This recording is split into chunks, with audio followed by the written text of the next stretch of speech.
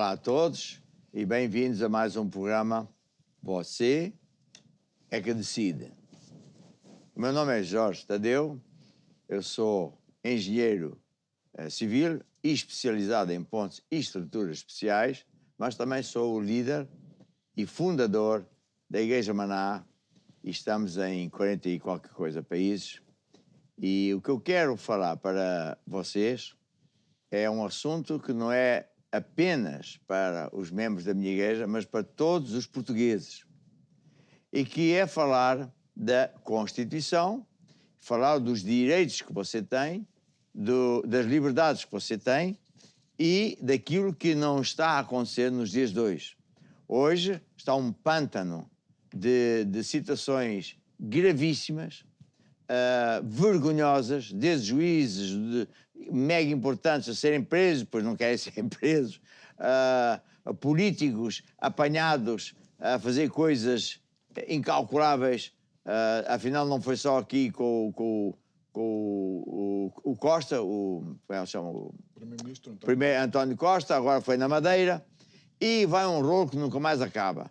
Vemos agora a polícia a pedir ajuda e que se lhes sejam dados os seus direitos, e vemos que a governância abusa deles, não faz justiça, comete crimes e intimida e criminaliza e ameaça tudo crimes. E, portanto, estou aqui para ensinar vocês todos, hoje, sobre os direitos básicos e ensinar os princípios de autoridade e submissão. Quero dizer a vocês que eu até tenho um livro chamado Autoridade e Submissão, embora que tenha sido escrito para a Igreja. Os princípios que aqui estão são de Deus, mas são iguaizinhos aos princípios usados na Constituição, porque é um princípio, é como a matemática, 2 mais 2 são 4. E quer dizer que, em alguns países, o Exército, na escola, não sei como é que se chama, Escola do Exército, usou ou usa este livro para ensinar, numa das matérias, sobre autoridade e submissão.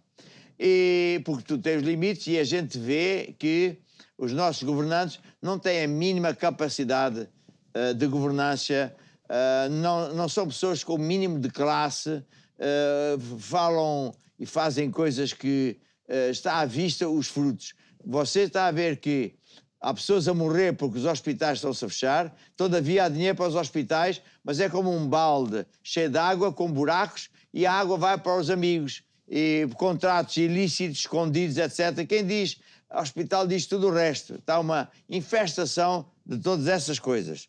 Mas hoje o programa tem um pouco mais de tempo, a gente tem tempo para falar as coisas com mais cuidado.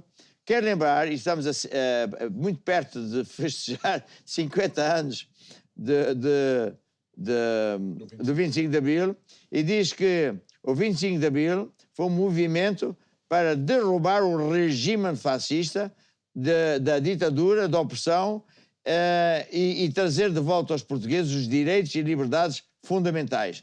Este estado atual dos governantes portugueses é de uma ditadura. Eu digo mais, pior que nos dias de Salazar.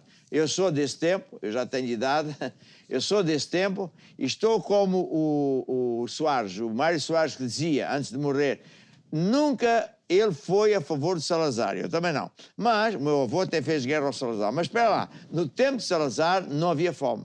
Era impensável alguém dizer que passava fome. Isso não existia. Não havia falta de casas, não havia falta de escolas, não havia falta de hospitais. E hoje é uma pandemia de toda essa maldade e usa-se de dinheiro. Alguém estava na televisão pública a dizer que só a TAP, num ano, gastou quase o dinheiro dos nossos impostos do IRS. Quer dizer, é totalmente um absurdo. E depois vamos ver que os nossos governantes não obedecem a nada à Constituição, não nos dão os direitos que são obrigados a dar, eles fazem-se os donos seus e etc.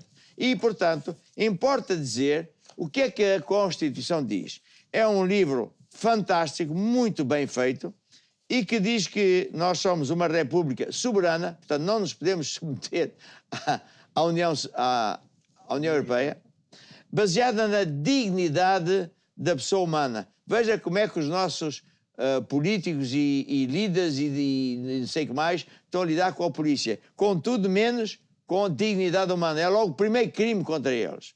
Depois diz que é um Estado de Direito baseado na soberania popular, etc, etc. E diz que, no artigo 3, que os donos do país somos nós que usamos os nossos direitos de acordo com a Constituição. E eu já vou explicar melhor. E depois diz que o Estado tem que se submeter à Constituição, que é a lei acima de todas as leis, e que é aqui que se funda a legalidade democrática. A democracia não é o que andam para aí a dizer, é o que está aqui instituído. Tem regras que é, uns mandam, têm limites de mandar, outros submetem-se, outros isto, aquilo, aquilo outro. É democracia, é assim. E, por último, diz aqui, no capítulo 3, que a validade das leis e atos do Estado e do poder local tem que estar de acordo com a Constituição. Caso não tiver, são atos ilegais e leis ilegais ou criminosas. E nós estamos cheios desses atos ilegais e, portanto, quando o cidadão se vê impedido de ter uma casa e é posto na rua, você tem o direito de pôr o ministro da tutela em tribunal alegando que ele não cumpriu com as funções dele, que é fazer com que você pode sair de uma casa, ele tem que lhe dar uma casa. Se alguém foi maltratado ou não é maltratado, não teve espaço no hospital e até morreram, você pode fazer queixa ao ministro da tutela e ele vai ser incriminado, de certeza, porque ele é responsável por todos os atos. E daí o mesmo se aplica em relação a tudo o resto. Então, hoje nós vamos abordar vários temas e vamos ver que o povo pode mandar de acordo com a Constituição. Ou seja, o governo, os governantes, são obrigados a dar coisas básicas ao povo. São os direitos e as liberdades. O direito à casa, o direito à família, o direito à saúde, à justiça, enfim. E eles não dão absolutamente nada disso. E a liberdade cada vez há menos. Se alguém falar, eles começam logo a ameaçar e amordaçam, etc. Portanto, estamos num Estado totalmente oposto à democracia. Não há Estado de Direito. E a Constituição até diz que os órgãos do governo, seja quem for, que fizeram um intentado contra, como é que eu disse? Com o Estado de Direito, ele é punível e preso de 2 a 8 anos, se eu não estou a erro. Já vamos ver isso com o pormenor. Portanto, com estas minhas declarações, eu não estou a falar para o povo da igreja, estou a falar para todos os portugueses. Eu não sou nada contra as leis, sou, se calhar, o maior defensor das leis. E já houve anteriormente pessoas que acusavam que eu estou a incitar as pessoas para não sei o quê. Não, se eu estou a incitar é para o bem e para a Constituição e a legalidade. Eu sou 100% a favor das leis. O problema é que quem está em liderança, ele próprio não faz as leis, pisa as leis e rouba o cidadão. Então, o cidadão tem que aprender quais são os seus direitos, como executar os seus direitos para que você consiga endireitar esta nação. O programa chama-se Você é que Decide, porque você é que decide. Se você acha que os dois partidos que estão no governo, na governança de Portugal, PS e o PSD, estão a fazer um trabalho bom e que, portanto, eles não são culpados de toda esta crise terrível que está a acontecer, bem, então vote neles. Agora, se você acha que não, eles são culpados, você tem a possibilidade de votar em qualquer outro partido, nem que seja para ser do contra, votar contra este partido. Mas você é que decide. Se você decide votar em quem o massacra, quem faz tudo isso, pois não tem direito moral de se queixar. Então, o objetivo deste programa é elucidar você dos seus direitos. Agora, aqui ao meu lado tenho o João Pinto, que vai falar sobre os temas atuais desta semana, O que é que está a passar? Bom, nós nestes últimos dias temos assistido, digamos, a um levantamento, por assim dizer, popular, realmente, de grupos de pessoas que reivindicam os seus direitos. Começou pelos agricultores, que já tinha começado em alguns países europeus e chegou, de facto, a Portugal, com algumas manifestações, algumas marchas lentas que impediram o trânsito fluir de uma forma normal. Assistiu-se também a algumas dessas manifestações à tentativa por parte de alguns agentes de segurança de impedir esses agricultores de se manifestarem, mas uma das coisas que achei interessante, que foi logo numa fase inicial, a grande parte da comunicação social começou, de alguma forma, a descrever mal as reivindicações dos agricultores, dizendo que eles estavam a manifestar-se por mais subsídios. Mas não é verdade.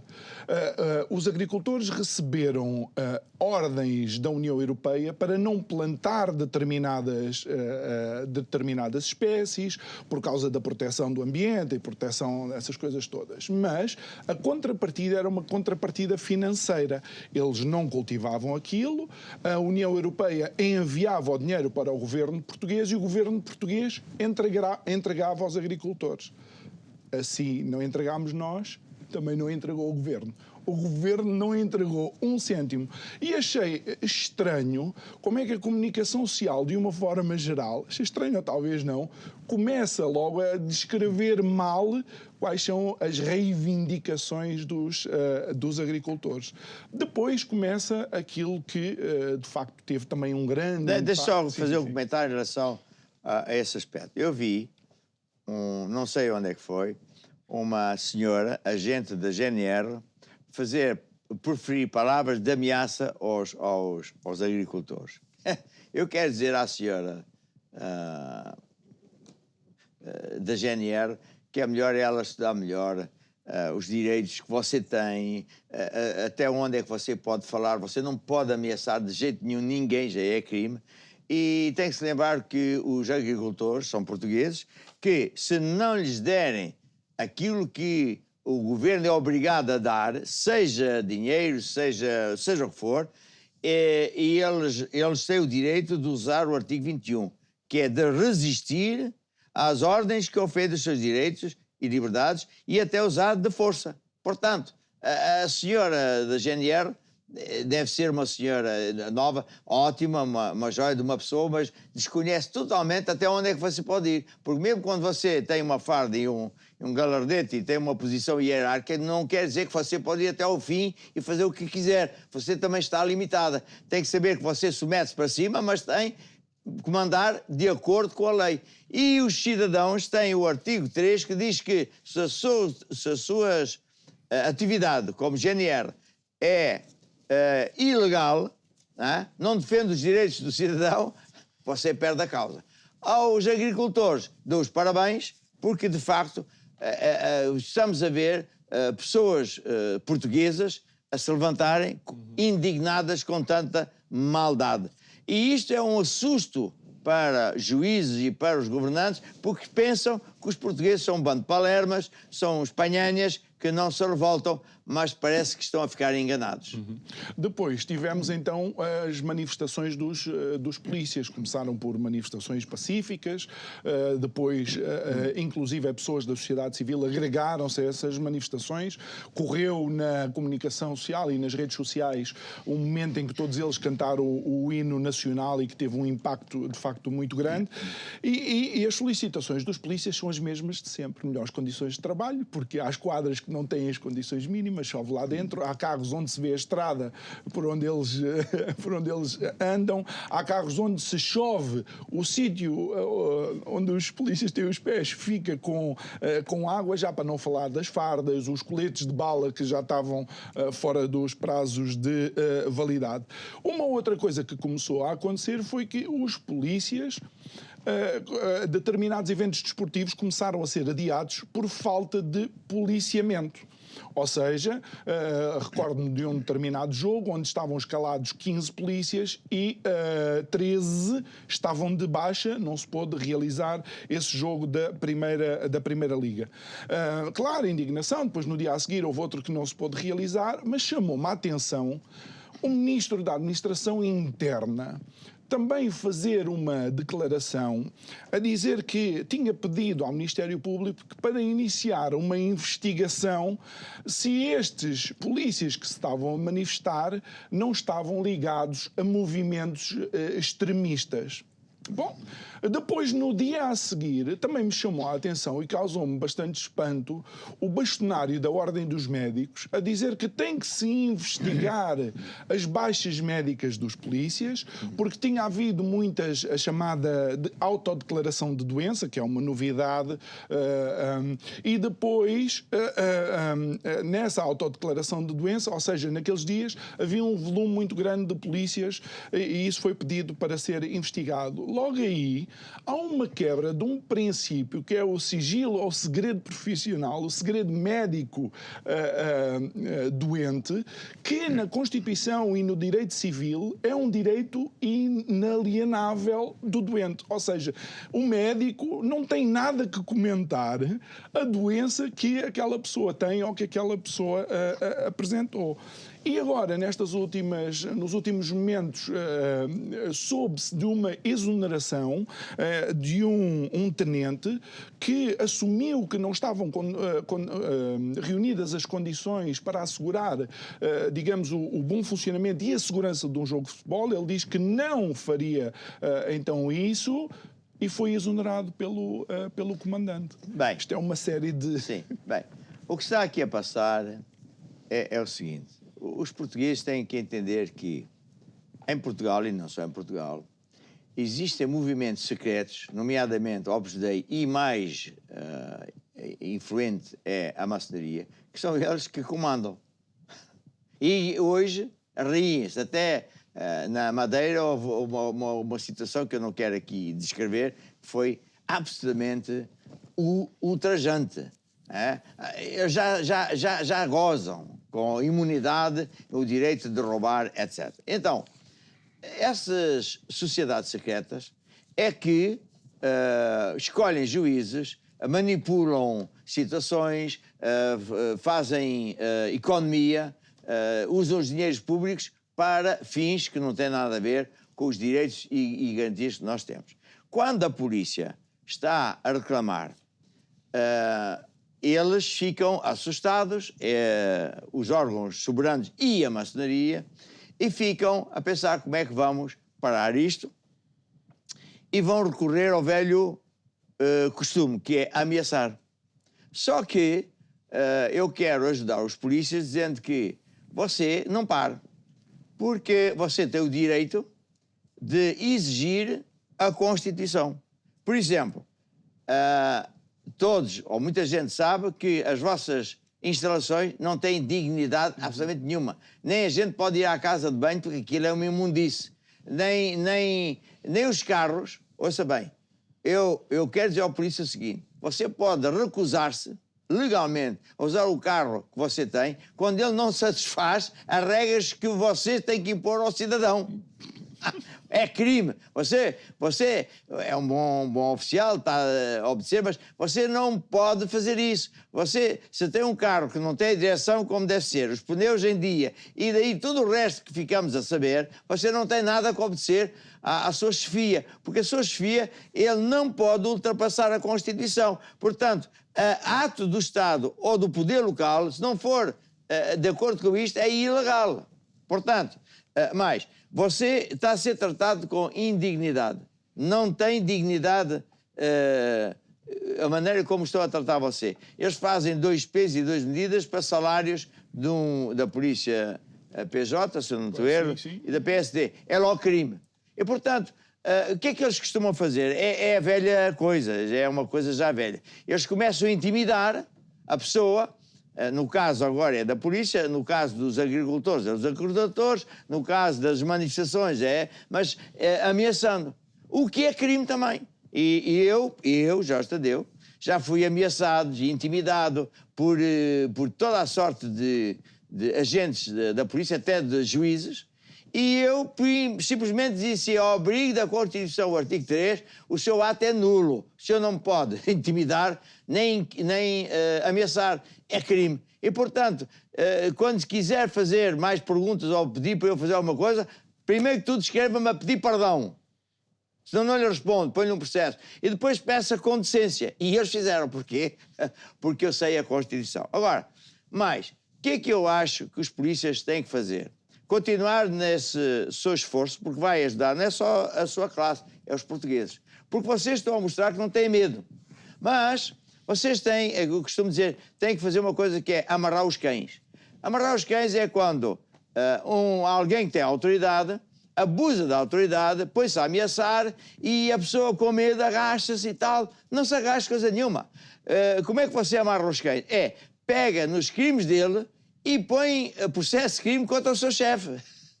E não tenha medo. Se você quiser, eu ajudo, porque eu sei como é que se faz. E tem quem me ajude a ajudar. E já ganhei montes de causas assim. Veja o seguinte. Você que é polícia, tem que entender o seguinte. Você sem farda, em casa ou na rua, é mais importante que o seu chefe. O seu chefe é seu empregado.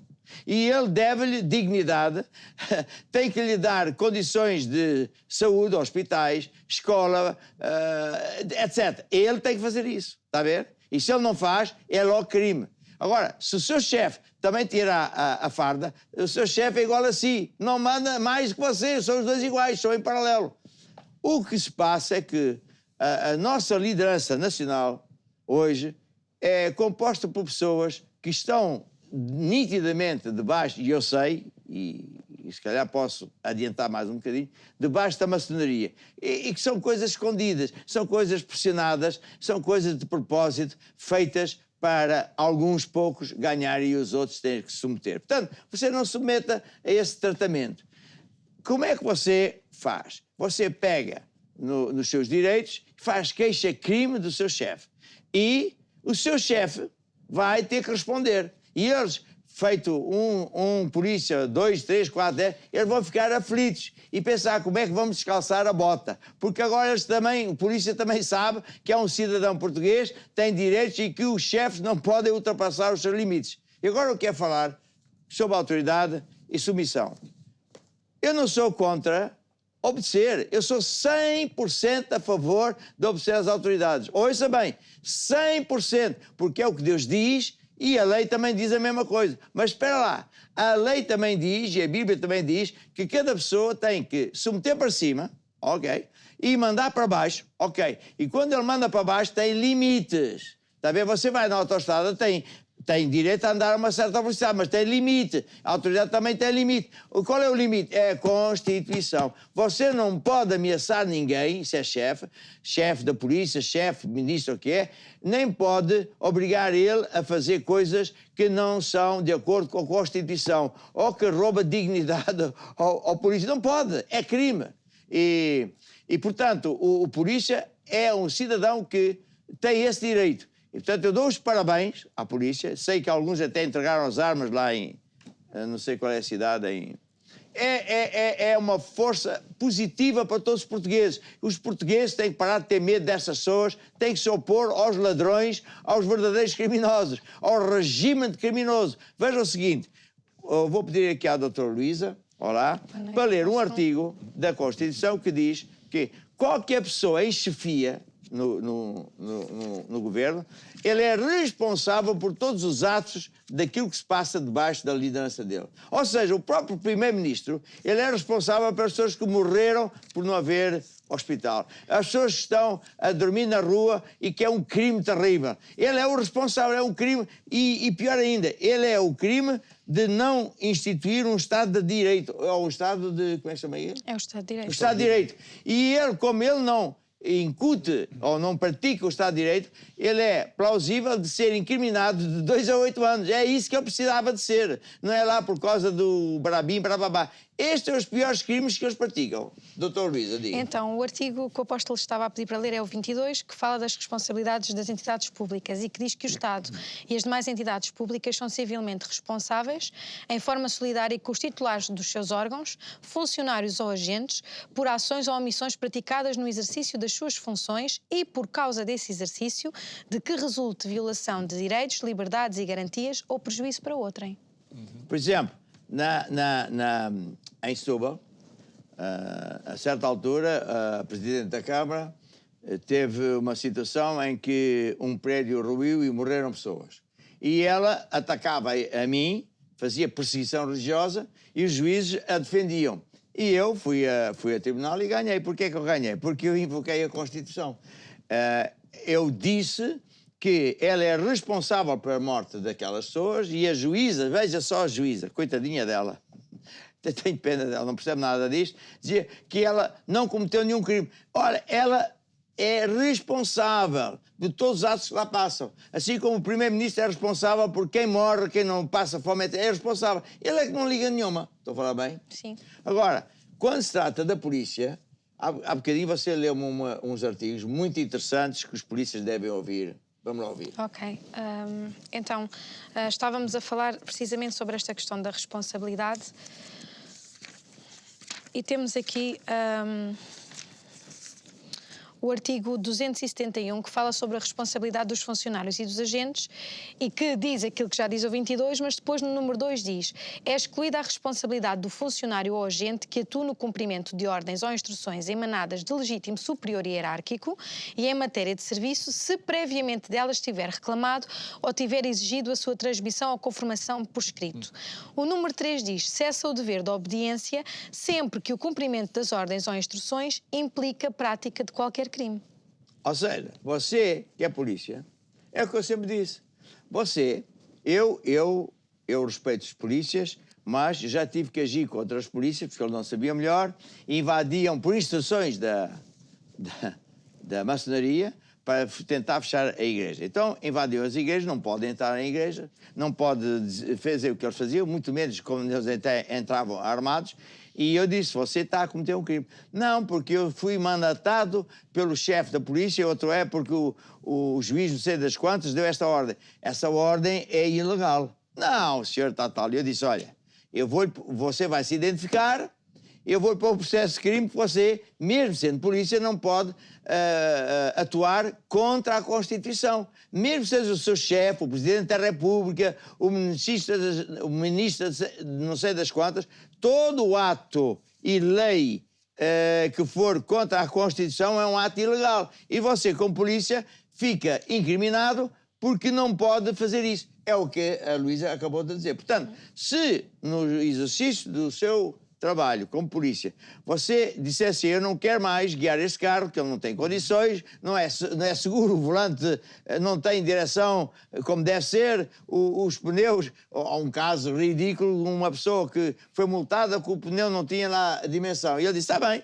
então multe-me lá que eu vou também pôr o seu caso, que você tem menos pneu do que eu. E depois o polícia envergonhado lá retirou a multa. Mas o que eu quero dizer é o seguinte: você se disser eu não quero trabalhar com este carro, a ver? Ou eu queixo-me que eu não tenho condições sanitárias aqui, as casas de banho, etc. Portanto, eu recuso-me a estar nessas instalações porque não são dignas. Você escreve queixa ao seu chefe, e se ele fizer alguma coisa, você põe processo de crime no chefe. Estou a falar bem? Sim. É o que está aí. Mas, por exemplo, neste caso, aposto, neste tenente, foi exonerado, ele olhou para as condições, viu que não estavam reunidas as condições de segurança, tomou uma decisão e foi exonerado. E era um tenente com um currículo exemplar. Faz lembrar aqueles marinheiros, por exemplo, que costumamos de vez em quando mencionar. João, o que eu estou a ensinar é o seguinte, que os polícias, felizmente, estão nesta luta e que não devem parar. E devem saber agir, porque autoridade e submissão é uma lei universal dada por Deus e que, de facto, quem está em comando deve ser obedecido. mas tem limites para a sua obediência. Ele não pode pôr a pessoa a fazer coisas contrárias à lei. Ele não pode pôr as pessoas a fazer coisas que gera indignação humana. Está a ver? Ele não pode pôr os seus soldados, ou polícias, ou agentes, em carros que não satisfazem as condições mínimas que o governo exige ao próprio cidadão. Portanto, se o polícia disser eu não vou fazer isto, fizer queixa, e se puserem uma exoneração, o que é, vocês só têm que fazer uma coisa, amarrar o cão. É fazer queixa-crime do seu chefe. Eu não sei o caso específico, porque é que este homem foi exonerado, mas cheira-me, evidentemente, abuso da autoridade. Portanto, se esse o tenente quiser a minha ajuda, lhe garanto que eu vou ajudá-lo e você ganha. E esse homem vai ser acusado justamente por abuso de poder. Ele não pode fazer isso. O comandante não pode. Ele é um criminoso, ele está a cometer crime. Mas isto é o que tem vindo a fazer, cada vez com mais intensidade, ao ponto de hoje, eles, como estão aflitos, fazem isso aos jornalistas, fazem isso aos polícias, fazem isso a quem lhes faça um bocadinho de frente. A mim fizeram montes disso e perderam a batalha, porque eu sei a lei e tenho amigos que são juízes. E deixe-me dizer uma coisa, já que estamos aqui a falar de juízes. Eu sou um homem de Deus. E como homem de Deus, Deus mostra-me coisas. E eu estou a falar para que os juízes se arrependam. Porque a mostarda chegou ao nariz de Deus e Deus disse assim, avisa todo mundo que isto para eles vai acabar. E eu vi uma fila de pessoas, a fila indiana, e eram juízes e pessoas da maçonaria que estão todos ligados. E era tudo em direção à prisão. E você diz, este homem é maluco. Eu sou maluco? Não. Eu estou a dizer-lhe a lei de Deus e a lei dos homens. E vocês não fazem nem 10% como um dos meus amigos dizia que é juiz. E eu sei que muitos de vocês são maçónicos e vocês que estão na chefia da maçonaria se calhar não sabem que alguns dos topo já estão cansados da desumanização, da total embriaguez de poder, da arrogância, da maldade, e eles estão a preparar coisas que não são do seu agrado. E, portanto, é melhor que vocês se arrependam, porque isto não vai dar certo para vocês. E veja, há aí um caso de um juiz, quer falar? O juiz Orlando Figueira, que supostamente foi acusado por beneficiar a alguém do governo de Angola, ou foi acusado e condenado. Condenado, exatamente. Tinha sido preso, ele dizia que havia um recurso, houve o tal tribunal, disse que não havia recurso nenhum, mas parece que afinal havia recurso e foi outra vez libertado. Mas ainda antes desta questão do juiz, eu acho interessante, o apóstolo tem falado sempre da Constituição, como a Constituição prevê todas estas coisas e de facto tem estas leis para defender o país, defender os próprios funcionários do Estado. O cidadão está a acordar agora. Está a ver estas manifestações, os cidadãos estão a falar, já estão a dizer que é inconstitucional, já estão a dizer que essa lei não é válida, já estão a falar até do artigo 21, que é se não nos darem aquilo a que temos direito, nós podemos usar até de repelir pela força agressões, está a ver? Agressões. E, portanto, eu estou contente com isso, porque nós estamos num regime absolutamente terrível. E eles estão agora a usar uma tática que já é velha de ameaçar. Bem, Luísa, o que é que você tem a dizer com tantas leis? Bom, eu acho que vocês já disseram um bocadinho de tudo. Pensando aqui, o apóstolo falou sobre a autoridade e submissão. Eu acho que é muito importante as pessoas entenderem que o nosso país ele é feito com hierarquias, não é? Este artigo 3º que o apóstolo leu é muito importante, portanto nós temos a Constituição, que é a lei fundamental, depois temos o povo, a dignidade da pessoa humana, o povo é soberano, e é importante que as pessoas compreendam que abaixo disso, abaixo do povo, abaixo de cada cidadão, é que nós temos o Presidente da República, a Assembleia, o Governo, os tribunais, abaixo deles nós temos todos os outros órgãos, os ministérios, os órgãos órgãos regionais, os órgãos locais, e é importante que as pessoas entendam que estes órgãos, eles têm uma formação, uma competência, eles têm funções que têm que estar de acordo com a Constituição. Não há nenhum ato legislativo que eles pratiquem, portanto, nenhuma lei, até para os constituir e para as suas próprias funções, que possa desobedecer ao que aqui está. E estas ameaças que têm sido feitas e que nós temos observado, as pessoas a querer exercer os seus direitos, que, faço aqui um parênteses, de acordo com o artigo 18, que nós já falámos várias vezes, vinculam diretamente as entidades públicas, as entidades privadas, e é uma tarefa fundamental do Estado garantir esses direitos fundamentais que está no artigo 9º. Portanto, faço aqui este parênteses. Nós temos assistido que as pessoas estão a querer exercer esses direitos, estão a ir para a frente, não é? E estão-se a deparar com um contrapoder, que é um contrapoder que vai contra a Constituição e a própria lei. Porque, na verdade, as pessoas querem exercer os direitos e o que lhes é dito pelas autoridades é que há uma ameaça, há uma coação, sendo que o direito à manifestação, que é o direito que está previsto no artigo 45 da Constituição, permite manifestar e nem sequer mete aqui nenhuma reticência relativamente à paz, à violência ou à não violência. Portanto, e as pessoas em última análise estão tuteladas pelo artigo 21. E isto é uma chamada de atenção para as pessoas não terem medo e irem para a frente, porque nenhum destes crimes pode ter provimento, isto é apenas uma forma de as tentar parar, e é também um aviso para quem está em autoridade, que tem que conhecer esta hierarquia e que tem que perceber que acima de qualquer chefe, acima de qualquer ministério, acima de qualquer governo, acima de qualquer assembleia, de qualquer presidente, está a Constituição. E, portanto, qualquer ato que lhe seja incutido para fazer, que seja contra isto, que seja crime, não é? Que vá contra isto, não tem que o praticar, não é obrigado a fazê-lo e deve-se opor a isso. Exato. Não é? Deve exercer os seus direitos também relativamente a isso. E se o seu chefe pressionar e ameaçar, ponha-lhe um processo de crime, porque é amarrar os cães, ele só conhece essa lei. Estás a ameaçar, então vou-te pôr um processo de crime.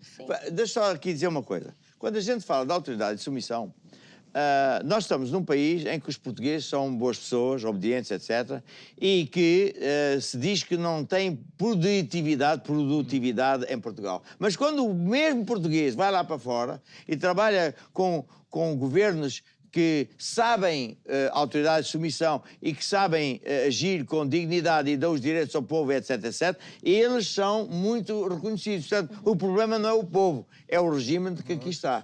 Então, uma das outras coisas que os portugueses têm que aprender é que qualquer cargo, político ou não, é chamado cargo e tem uma função. Quando estamos a falar de autoridade e submissão, temos que saber que qualquer pessoa que é nomeada para uma função, Presidente da República, Primeiro-Ministro, chefe da polícia, ele tem funções que tem que cumprir. Se ele não cumpre essas funções, ele é um criminoso. Chama-se o crime de... Pronto, era isso que eu ia dizer. As pessoas têm que saber que quando alguém abusa dos poderes ou viola os deveres inerentes às suas funções com a intenção de causar o prejuízo a outra pessoa, que é o que nós estamos a verificar, pratica um crime de abuso de poder. Está no 382 do Código Penal. Abuso de poder. Portanto, o poder que o chefe da polícia, ou o ministro, ou o comendador, ele está limitado, ele não pode exercer autoridade para além disso. Sendo que a polícia tem que defender a legalidade democrática e os cidadãos. Por isso, esses chefes e essas pessoas que estão em hierarquia, e isso está aqui na Constituição, têm que se lembrar disto. Exatamente. E têm que Ou seja, qualquer isto. ordem vinda do chefe ou qualquer chefe, se for ilegal e se for contra a Constituição, é um abuso de o poder. agente, por mais pequeno que seja, eu pode conheço não cumprir. polícias e conheço famílias de polícias que dizem assim: eu estou super indignado porque sou obrigado a fazer multas, a torto e direito, porque me sou ameaçado se eu não for fazer essas multas à força que me vão despromover. Isto é o que qualquer dia você vai ouvir e você é polícia, você ponha processo de crime em cima dessa gente que eu vou ajudá-lo. Porque estamos num regime horroroso. Só para terminar, Apóstolo, mais uma vez o número de suicídios de agentes da polícia com a arma de serviço aumentou. E do povo também. Bem, estou quase a terminar este programa. O que eu quero dizer aos cidadãos portugueses é: você é que decide. Você pode aprender e deve aprender a defender-se contra todas estas maldades destes poderosos, porque eles estão conectados num regime horroroso, mal cheiroso, sem dignidade nenhuma humana, e você, ao exigir que lhe façam essas coisas, você não só vai ganhar, mas vai fazer com que os seus filhos, os seus netos e Portugal seja um país maravilhoso, porque nós portugueses somos pessoas de bem. E, portanto, e para terminar, dizer que, olha, que Deus abençoe e faça isto, aprenda, estuda, vá ao nosso site e veja, já tem lá muita matéria para você aprender como é que você pode agir. E pronto, aquele abraço para todos, sempre em frente, que Deus, mais uma vez, o abençoe.